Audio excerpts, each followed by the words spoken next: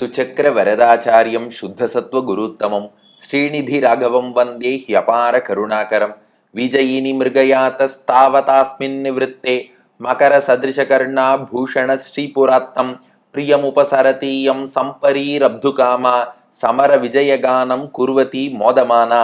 கவசம் கனெக்ட் நேயர்களுக்கு நமஸ்காரம்.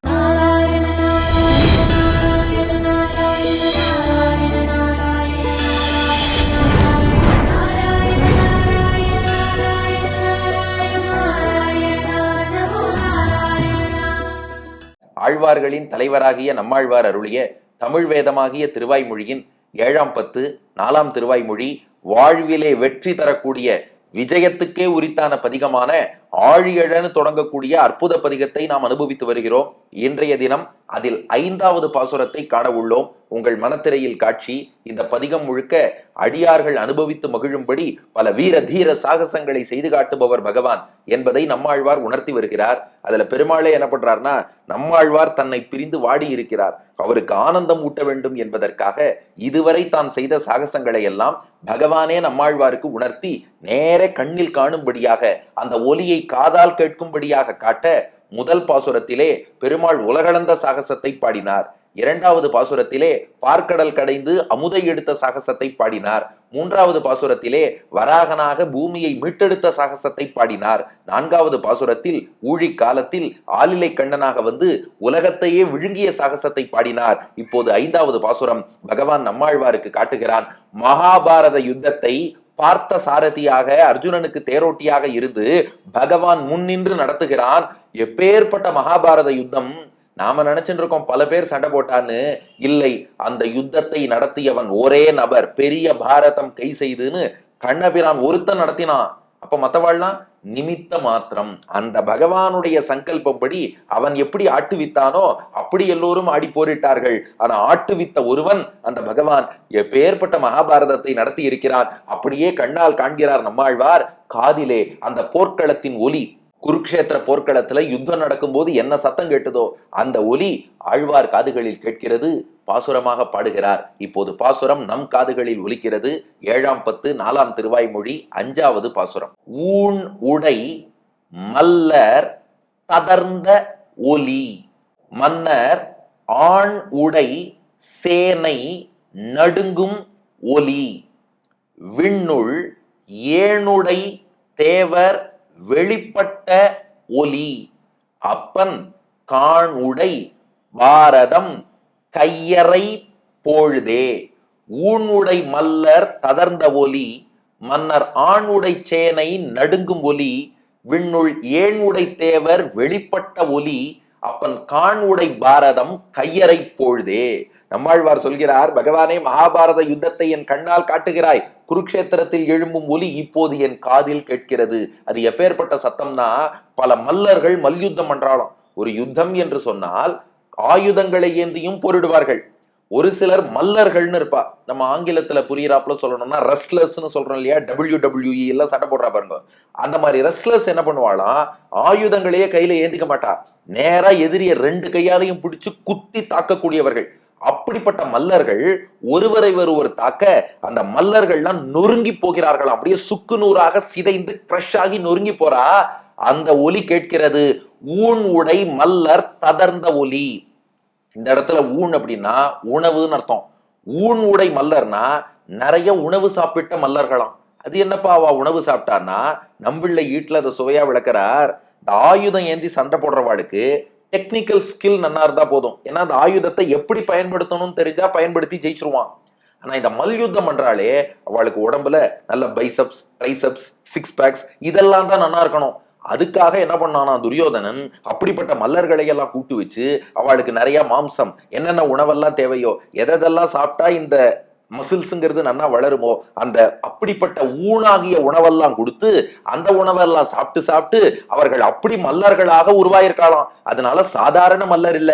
இதுக்காக துரியோதனன் ஸ்பெஷல் மீல்ஸ் ஆர்டர் பண்ணி அந்த ஊன் என்ற உணவை உடை சாப்பிட்டு சாப்பிட்டு சாப்பிட்டு சாப்பிட்டு மல்லர் தனி ஆளாக ஆயுதமே இல்லாமல் எதிரியை தாக்கும் அளவுக்கு மல்லர்களாக உருவான ரெஸ்லர்ஸ் ஊனுடை மல்லர். இப்படி உணவை உண்டு உண்டு மல்லர்களாக உருவானவர்கள் ததர்ந்த ஒலி, ததர்ந்தன்னா நொறுங்கி போவதுன்னு அர்த்தம். நம்பிள்ள வீட்டுல உதாரணம் சொல்றார், இந்த மண்பானை நொறுங்கி போகும் இல்லையா, மண்பானையை நீங்க காலால் மிதித்தாலோ அல்லது மேலேந்து கீழே போட்டாலோ அது எப்படி நொறுங்கி போகுமோ அது போல பெரிய பெரிய மல்லர்கள் பெரிய பெரிய மல்லர்கள்னு வரா. ஆனா மகாபாரத யுத்தத்துல என்ன ஆகுதுன்னா, இவாள்லாம் பூமிக்கு பாரமா இருக்கா, அழியணும்னு பகவான் சங்கல்பம் பண்ணிட்டான். அப்போ கண்ணன் நினைத்தால் போதும், கிருஷ்ணன் ஆயுதமே எடுக்க வேண்டாம். இங்க யாரோ ஒருத்தர் அந்த மல் யுத்தத்துல அந்த மல்லர்களை தாக்க அவ என்ன ஆனாலாம், ததர்ந்த அப்படியே நொறுங்கி போகிறார்கள். அந்த ஒலி காதில் கேட்கிறது. அப்போ பாத்திரம் எல்லாம் வரிசையா மண்பானை எல்லாம் கீழே விழுந்து உடஞ்சு நொறுங்கினா எப்படி சத்தம் கேட்குமோ அது போல நல்ல உணவு சாப்பிட்டு தங்களுடைய உடலை வளர்த்து கொண்டிருக்கக்கூடிய மல்லர்கள்லாம் சிதறி நொறுங்கி கிரஷ் ஆகக்கூடிய அந்த ஒலி, ஆஹா நம்மாழ்வார் சொல்றார், இப்போது என் காதில் கேட்கிறது. துவாபர யுகத்தின் இறுதியில் நடந்த மகாபாரத யுத்தத்தினுடைய அந்த ஒலி கலியுக தொடக்கத்தில் உள்ள நம்மாழ்வாருடைய காதில் ஊனுடை மல்லர் ததர்ந்த ஒலி. அத்தோடு இன்னொரு சத்தம் கேட்கறதாம். அந்த சத்தம் எப்படி இருக்குன்னா, படபட படபடன்னு இருக்கான். இப்போ முதல்ல வந்த சத்தம் கரகர கரகர, ஏன்னா அது நசுக்கிற நொறுங்கிற ஒலி, கரகர கரகரன்னு கேட்டுது. இப்போ படபட படபட வடவட வடவடன்னு ஒரு சத்தம் கேட்டுதான். இது என்ன சத்தம்னா, துரியோதனன் சேனையில உள்ளவாழலாம் நடுங்கறாளாம். ஏன்பா நடுங்கிறான்னா, எதிர்த்தாப்புல கிருஷ்ணன் பார்த்த சாரதி இருக்கான் அல்லவா, ஆயுதமே எடுக்காமல் வந்தாலும் பகவான் எதிரில இருக்கான், அவனை எதிர்த்து நிக்கிறோம்னா ஆட்டோமேட்டிக்கா இங்க ஆட்டம் கண்டுடுமா. அதனால பட பட பட பட வட வட வட வடன்னு துரியோதனனுடைய சேனையிலே ஒரு நடுக்கம், அந்த நடுக்கத்தின் ஒலியும் காதுல கேட்கறதுங்கிறார். அதான் மன்னர் ஆணுடை சேனை நடுங்கும் ஒலி. மன்னர்னா துரியோதனனோடு கூட்டணி வைத்த ராஜாக்கள்னு அர்த்தம். ஒரு அலையன்ஸ்னு ஃபார்ம் பண்ணிப்பா இல்லையா, ஒரு எலெக்ஷனே ஒரு யுத்தம் தான் சொல்றா. அப்போ ஒரு தேர்தல்னு வரும்போது அதில் கூட்டணி வைப்பது போல மகாபாரத யுத்தத்திலே துரியோதனனோடு பலர் கூட்டணி வச்சா. அந்த கூட்டணி வச்ச மன்னர்கள் இருக்காளே, அவளுடைய ஆண் உடை சேனை, அவர்களுடைய சேனை இருக்கே அது சாமானிய சேனை இல்ல. இங்க ஆண்னா ஆண் புலிகளான வீரர்கள்னு அர்த்தம். ஆணுடை சேனை, அந்த வீரர்கள்லாம் எப்படிப்பட்ட எதிரியா இருந்தாலும் நாங்கள்லாம் ஆண்மை மிக்கவர்கள், ஆண் புலிகள்னு சொல்லி சண்டை போடக்கூடிய சேனை. ஆனா அந்த சேனையே என்ன எடுத்தான், நடுங்கும். பகவானை பார்த்ததும் நடுங்கிடுத்து. ஏன்னா எத்தனை பேர் இருக்காங்கிறது முக்கியம் இல்ல, எதிரில யார் இருக்காங்கிறதா முக்கியம். அந்த கண்ணன் ஒருவன் இருக்கிறான் என்றால் இவ்வளவு பெரிய சேனையே நடுங்கிடும். ஏன்னா மகாபாரத யுத்தத்தை பொறுத்தவரை பாண்டவர்கள் பக்கம் 7 அக்ஷௌகிணி சேனை இருக்கு, கௌரவர் பக்கம் 11 அக்ஷௌகிணி சேனை இருக்கு. ஒரு அக்ஷௌகிணிங்கிறது எவ்வளவுனா, இதுக்கு வியாசர் கணக்கு கொடுக்கிறார், 21,370 யானைகளும் 21,370 தேர்களும் 65,610 குதிரைகளும் 1,09,350 காலாள்களும் சேர்ந்தால் அது ஒரு அக்ஷௌகிணி. நல்லா கணக்கு பண்ணிக்கோங்க. அந்த யானை குதிரை அது மேல எல்லாமும் ஆள் உட்கார்ந்துருப்பா. அப்போ 21,370 யானை, 21,370 தேர், 65,610 குதிரை, 1,09,350 காலாள், இத்தனை சேர்ந்தா ஒரு அக்ஷௌகிணி. பாண்டவர் பக்கம் 7 அக்ஷௌகிணி இருக்கு, கௌரவர் பக்கம் 11 அக்ஷௌகிணி இருக்கு. அப்ப யார்கிட்ட சேனை ஜாஸ்தி? கௌரவர்கள்ட்ட தான். ஆனா எத்தனை பேர் இருக்காங்கிறது முக்கியம் இல்ல, யார் இருக்காங்கிறது முக்கியம். அங்கே கண்ணன் இருந்தவாறே துரியோதனன் சேனையில உள்ள சாதாரண ஆண்மகள்கள் இல்ல, பீஷ்மர், துரோணர், இப்படிப்பட்ட மகாரதர்கள், அந்த ஆணுடை சேனை அதுவே நடுங்கும் ஒலி. அத்தனை பேரும் நடுங்கிட்டாலாம். ஏன்னா பகவானை எதிர்த்து நிக்கிறவா எல்லார் மனசுலயும் ஒரு நடுக்கம் கலக்கம்ங்கிறது வந்துருமா. இது நம்மாழ்வார் பாடினார். இது அப்படியே கீதா பாஷ்யத்துல ராமானுஜர் தெரிவிக்கிறார். பகவத்கீதையில முதல் அத்தியாயத்திலே அபர்யாப்தம் ததஸ்மாக்கம் பலம் பீஷ்மாபிரக்ஷிதம் பர்யாப்தம் து இதம் ஏதேஷாம் பலம் பீமாபிரக்ஷிதம்னு ஒரு ஸ்லோகம் வரும். இது துரியோதனன் துரோணாச்சாரியார்ட்ட சொல்றான், நம்முடைய சேனை இருக்கே 11 அக்ஷௌகிணி சேனை, இது அபர்யாப்தமா இருக்கு. பாண்டவர்களுடைய 7 அக்ஷௌகிணி சேனை இருக்கே அது பர்யாப்தமா இருக்குன்னா. இதுக்கு பொதுவா நீங்க பகவத்கீதை ஆன்லைன்ல கூட ரெஃபர் பண்ணலாம். எல்லாரும் என்ன அர்த்தம் சொன்னான்னா, துரியோதனன் சொல்றான் நம்ம சேனை அபர்யாப்தம், அளவில் அடங்காம இருக்கு, பாண்டவ சேனை அளவுக்கு உட்பட்டு இருக்குன்னு. ஆனா ராமானுஜர் ஒருத்தர் மட்டும் அப்படி பாஷ்யம் பண்ணல.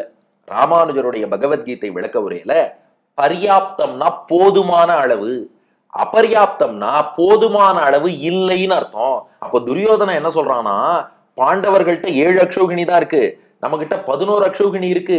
ஆனா பாண்டவ சேனை நம்மை வெல்வதற்கு பர்யாப்தம் போதுமான அளவு இருக்கிறது. நம்ம கிட்ட 11 அக்ஷௌகிணி சேனை இருந்தாலும் அபர்யாப்தம், பாண்டவர்களை வெல்வதற்கு போதுமான அளவு நம்ம கிட்ட சேனை இல்லை என்று துரியோதனன் சொல்கிறான். அது எப்படிப்பா, அங்க 7 தான் இருக்கு, இங்க 11 இருக்கு, ஆனா அந்த 7 போதும், ஆனா 11 போதாதுன்னு சொல்றானே, என்ன காரணம்னா அதே வசனம் தான். எத்தனை பேர் இருக்காங்கிறது முக்கியம் இல்ல, யார் இருக்காங்கிறது முக்கியம். பகவானை எதிர்த்து நின்னா நடுங்கு மொழி நடுங்கித்தான் ஆகணும். அதனாலதானே இன்னைக்கு சொல்றா, இந்த கடவுள் இல்லை கடவுள் இல்லைன்னு நிறைய பேர் பேசிட்டு இருப்பா. ஆனா அவளுக்கெல்லாம் உள்ளூர ஒரு பயம் இருக்கும். தினமும் கடவுளை திட்டின்னு இருக்கோமே, ஒருவேளை கடவுள் இருந்துட்டா என்ன பண்றதுன்னு நடுங்குவாளாம். அது போல கடவுளை எதிர்த்து நிற்கிறார்கள், அத்தனை பேரும் நடுங்குகிறார்கள். அதான் மன்னர், பல பல கூட்டணி வைத்த மன்னர்களுடைய ஆண் புலிகளான வீரர்கள் நிறைந்த சேனை, அந்த 11 அக்ஷௌகிணி கௌரவ சேனையும் நடுங்கும் ஒலி, நடுங்கி போன ஒலி. அவ இதயமே பிளந்ததான். கிருஷ்ணன் பாஞ்சஜன்யத்தை ஊதினா, சகோஷோ தார்த்தராஷ்டிரானாம் ஹிருதயானி வியதாரயத்தை என்னும்படி உள்ளமே நடுங்கி கலங்கக்கூடிய, உள்ளம் உடையும்படியாக இப்படி பட பட பட பட வட வட வட வடன்னு ஒரு சத்தம். அப்போ மல்லர்கள் நசுங்குகிறார்கள், கரகரங்கிறது. அப்புறம் இவா நடுங்குகிறார்கள், வடவடங்கிறது. அடுத்து ஒரு சத்தம், சலசல சலசலன்னு கேட்டுதான். அது என்ன சலசலன்னா, கூட்டம் வந்ததுன்னா சொல்லுவோம் இல்லையா, சலசலன் கூட்டம் வந்துட்டு தூம்போம். அது என்ன கூட்டம்னா, ஐயோ கிருஷ்ணன் மகாபாரத யுத்தத்தை நடத்தி பூமி பாரத்தெல்லாம் போக்குகிறானே, இந்த காட்சியை சேவிக்கணும்னு விண்ணுலகத்தில் இருந்து தேவர்கள்லாம் இறங்கி வருகிறார்களாம். சலசலசலன்னு இறங்கி வருகிறார்கள். விண்ணுலகமாகிய தேவலோகத்தில் இருந்து ஏனுடை தேவர், தேவர்னா உங்களுக்கு தெரியும் வானவர்கள். அது என்ன ஏனுடைனா, ஏன்னா எண்ணப்படுகிறன்னு அர்த்தம். ஏனுடை என்றால் மதிப்புக்குரியவர்களாக எண்ணப்படுகின்றன்னு அர்த்தம். இங்க ஏன் என்பது எண்ணத்தை குறிக்கிறது. நம்ம சொல்றோம் இல்லையா, அவர்கிட்ட நான் ஹை ரெகார்டு வச்சிருக்கேன்னு, ஹைலி ரெகார்டுன்னு சொல்றோம் இல்லையா, அதுதான் ஏனுடை. ரொம்ப மதிக்கத்தக்கவர்களாக எண்ணப்படக்கூடிய தேவர்கள், அதாவது பிரம்மா, இந்திரன், சிவன், இது போல ஏனுடை தேவர், ரொம்ப மதிப்புக்குரிய தேவர்கள் எல்லாம் வெளிப்பட்ட ஒலி. அவர்கள் எல்லாம் வெளிப்பட்டு, பொதுவா கண்ணுக்கு வெளிப்படும்படி அந்த தேவர்கள் வரமாட்டா, ஆனா இந்த மகாபாரத யுத்தத்தை சேவிக்கணுங்கிறதுக்காக அவர்களும் வெளிப்பட்டு சலசல சல என்று வானத்திலே வந்து கூடுகிறார்கள். அப்போ மல்லர்கள் இங்கே சிதற நரநரங்கிறது. இந்த பக்கம் யுத்தத்திலே கௌரவ சேனை கிருஷ்ணனை பார்த்து நடுங்க. அவர் ஆயுதமே எடுக்க வேண்டாம், கிருஷ்ணன் ஆயுதம் எடுக்காமல் அந்த பக்கம் இருக்காருங்க போதே வட வட வட வட நடுங்கிறது. இந்த பக்கம் தேவர்கள் இறங்கி வரார்கள். விண்ணுலகத்தில் இருந்து பார்த்தா சலசல சலசலன்னு சத்தம் கேட்கிறது. இப்ப நம்மாழ்வார் சொல்றார், இந்த 3 ஒலிகளும் சேர்ந்து இப்போது அடியேன் காதில் கேட்கின்றன. ஏன்னா இந்த ஒலிதான் குருக்ஷேத்திரத்தில் அப்பன் காணுடை பாரதம் கையறை பொழுதே. அப்பன் பேருதவி செய்த பெருமாள். இங்க என்ன பேருதவி? ஒவ்வொரு பாட்டிலையும் அப்பன் வரும், ஆனா அந்த அப்பனுக்கு கொஞ்சம் வித்தியாசமான அர்த்தம் கொடுப்பார் நம்பிள்ளை ஈட்ல. இங்க அப்பன்னா என்ன அர்த்தம்னா, ஆசிரித பக்ஷபாதி, அடியார்கள்ட்ட பாரபட்சமா இருப்பவர் பெருமாள். ஏன்னா பக்தி இல்லாதவன், தர்மத்தின் வழியில வாழாதவன், பிறருக்கு தீங்கிழைப்பவன்னா நான் எல்லாருக்கும் சமமானவன் சொல்லி அவனுக்கு போய் சப்போர்ட் பண்ணிட மாட்டாராம். அப்படி பண்றவனை அவன் ரூட்லயே போய் அடிச்சுடுவார். ஆனா நல்லவனா இருக்கான், பக்தியோடு இருக்கான், 4 பேருக்கு நல்லது பண்றான்னா அவங்கிட்ட கொஞ்சம் பாரபட்சமாக இருந்துதான் அந்த பக்தனுக்கு பேருதவி செய்வார். அப்பன்னா பேருதவி செய்பவர் யார் அவனை ஆசிரியித்து அவன் கட்டளைப்படி அவன் உகப்புக்குன்னு வாழறாளோ அவர்கள்ட்ட பாரபட்சமா பட்சபாதத்தோடு இருப்பார். அது தப்பே கிடையாது. ஒருத்த அடிக்கிறான், இன்னொருத்த அடி வாங்குறான், நான் நடுநிலைன்னு சொல்ல முடியுமா? யார் அடி வாங்கி கஷ்டப்படுறானோ அவனுக்கு சப்போர்ட் பண்றதுதான் நடுநிலை. அது போல நன்மை தர்மத்தின் வழியில ஒருத்தன் வாழறான்னா அவனுக்கு பாரபட்சமாக இருப்பதுதான் நடுநிலை என்று அப்பன் பாண்டவர்கள்ட்ட பாரபட்சமா தான் பகவான் இருந்தான். கௌரவர்களை ஏமாற்றி வீழ்த்தினான். அது ஆனா பாரபட்சம்னு சொல்லக்கூடாது, அதுதான் உண்மையான நடுநிலை. அப்படிப்பட்ட அப்பன் காணுடை பாரதம் கையறை பொழுதே. கான் உடைனா காண்பதற்கு இனிமையான அர்த்தம். மகாபாரதம்னா ஐயோ ஏதோ யுத்தமா அப்படின்னு பயப்படும்படி இல்ல, நடத்துறது யாரு? கிருஷ்ணனாச்சே. கிருஷ்ணன் கை வச்சா அது இனிமையாயிடும். அதனாலதான் மகாபாரதம் யுத்தமா இருந்தாலும் டிவி சீரியல் போட்டா கூட எவ்வளவு பேர் பாக்குறா. என்னப்பா இது சண்டை சீரியலை போய் யார் பாக்குறதுன்னு யாரும் சொல்றது இல்ல. மகாபாரதம்னா எல்லாரும் பாக்குறாளே, என்ன காரணம்னா அதை கண்ணபிரான் கான் உடை கண்ணுக்கு இனியதாக நடத்தினான். அப்படிப்பட்ட காணுடை பாரதம், கண்ணுக்கு இனிய அந்த மகாபாரத யுத்தத்தை கையறை, கையறைனா அணிவகுத்தன்னு அர்த்தம். பகவான் தான் அணிவகுத்து, கிருஷ்ணன் இன்னார் அங்க நிக்கட்டும் இன்னார் இங்க நிக்கட்டும் இல்லையே. பாண்டவ சேனையை பீமன் அணிவகுத்தான், கௌரவ சேனையை பீஷ்மர், அதுக்கப்புறம் துரோணர், இவாள்லாம் தானே அணிவகுத்தான்னா. அவள்லாம் பண்றாப்புல நாம நினைச்சுட்டு இருக்கோம். ஆனா உள்ளிருந்து பகவான் தான் இயக்கி இந்த மகாபாரதத்துல யார் எங்க எப்படி நின்று எந்த நாள்ல யார் முடிஞ்சு போகணும்னு தீர்மானித்தவன் கண்ணபிரான். அப்போ கையறைங்கிறது அணிவகுப்பதை குறிக்கிறது. அப்படி அணிவகுத்து நிறுத்திய பொழுதே, பொழுதுனா அந்த பொழுது, அந்த வேளையிலேன்னு அர்த்தம். காணுடை பாரதம் கண்ணுக்கினிய பாரத யுத்தத்தை கையறை பொழுதே பகவான் அணிவகுத்து நடத்திய பொழுது, அப்பன் நடத்திய பொழுது இந்த 3 ஒலியும் கேட்டது. என்ன ஒலி? ஊனுடை மல்லர் ததர்ந்த ஒலி, மன்னர் ஆணுடை சேனை நடுங்கும் ஒலி, விண்ணுள் ஏனுடை தேவர் வெளிப்பட்ட ஒலி, அப்பன் காணுடை பாரதம் கையறை பொழுதே. நிறைய உணவு உண்டு வலிமை மிக்க மல்லர்கள்லாம் நரநரன்னு நொறுங்கி போகக்கூடிய அந்த ஒலியும், கண்ணன் எதிரில் இருக்காங்கிறத பார்த்ததுமே கௌரவ சேனையில் உள்ள பெரிய ஆண் புலின்னு சொல்லிட்டவாள்லாம் நடுங்கி போகக்கூடிய அந்த ஒலியும், விண்ணில் உள்ள தேவர்கள் எல்லாம் இந்த யுத்தத்தை சேவிப்பதற்காக இறங்கி வரக்கூடிய ஒலியும், என் அப்பனாகிய பகவான் கண்ணுக்கு இனிய மகாபாரத யுத்தத்தை அணிவகுத்து நடத்திய போது ஏற்பட்டதுங்கிறது பாசுரத்தின் கருத்து.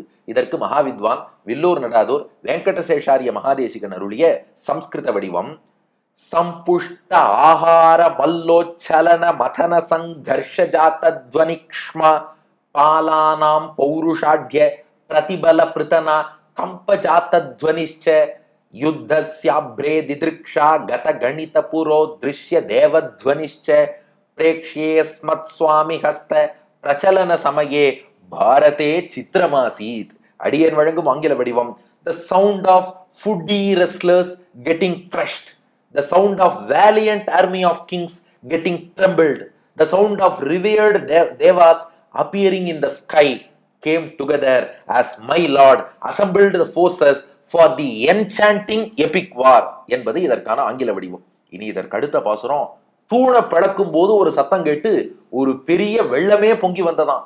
என்ன வெள்ளம் வந்தது, எந்த தூண் பிளந்தது, அடுத்த பாசுரத்தில் காண்போமா? நம்மாழ்வார் திருவடிகளே சரணம், எம்பெருமானார் திருவடிகளே சரணம்.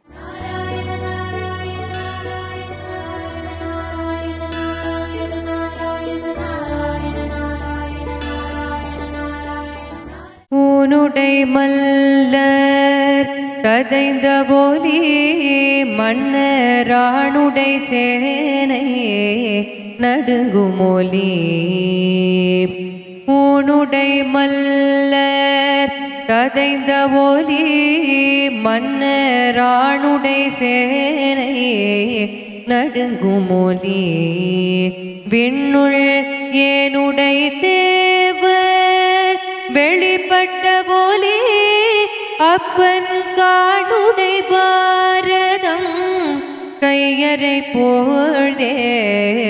விண்ணுள் ஏனுடை தேவர் வெளிப்பட்ட போலே அப்பன் காணுடை பாரதம் கையறை போழ்தே.